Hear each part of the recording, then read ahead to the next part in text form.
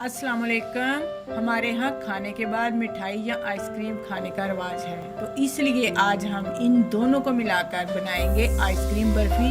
उसके लिए हमें जो चीजें चाहिए: कच्चा दूध 1 लीटर, 1 पाव खोया, 50 ग्राम पिस्ता, 50 ग्राम बादाम और 1 कप चीनी। चूल्हे पे एक पैन रख लिया हमने बड़ा, उसमें डालेंगे सबसे पहले दूध, साथ ही डाल देंगे चीनी, चम्मच इसमें मतवातर चलाते जाएंगे, साथ ही इसमें डाल देंगे खोया और इसको दरमियानी आग पर पकाते जाएंगे। 1 लीटर दूध है, जब ये आधा लीटर रह जाएगा तो हम इसको चूल्हे से उतार लेंगे।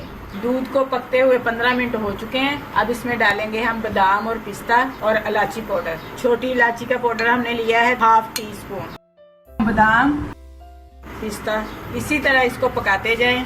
दूध पहले से कुछ गाढ़ा हो चुका है, खुशबू इसकी बहुत अच्छी आ रही है।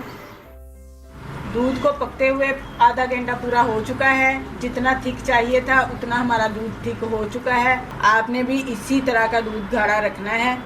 अब इसे रूम टेम्परेचर पर ठंडा होने के लिए रख देंगे, उसके बाद क्रीम में शामिल करेंगे।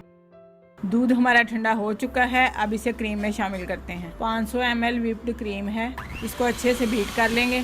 अच्छे से इसको बीट कर लें जब तक कि ये ठीक ना हो जाए।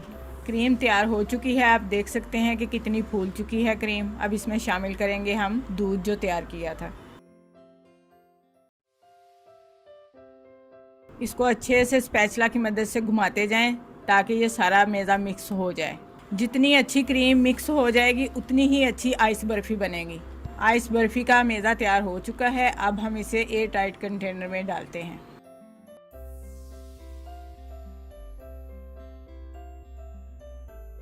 सारे मेज़े को हमने अच्छे से कंटेनर में डाल दिया है। अब इसे बंद करके 12 घंटे के लिए फ्रीज कर देंगे।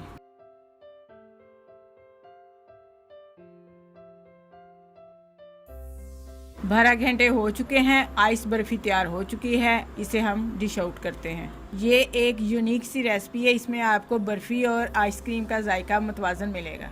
अब हम इसकी कटिंग करेंगे स्लाइस में और इसकी गार्निश करेंगे। आप हमारी इस मुनफरद सी रेसिपी को ज़रूर ट्राई करें, ये बहुत आसानी से बन जाती है और बहुत ही मज़े की बनती है। अगर आपको हमारी ये रेसिपी अच्छी लगे तो लाइक करें, शेयर करें। जो हमारे चैनल पर नए हैं वो हमें सब्सक्राइब ज़रूर करें। अपना बहुत सा ख्याल रखें, हमें दुआओं में याद रखें। अल्लाह हाफिज़।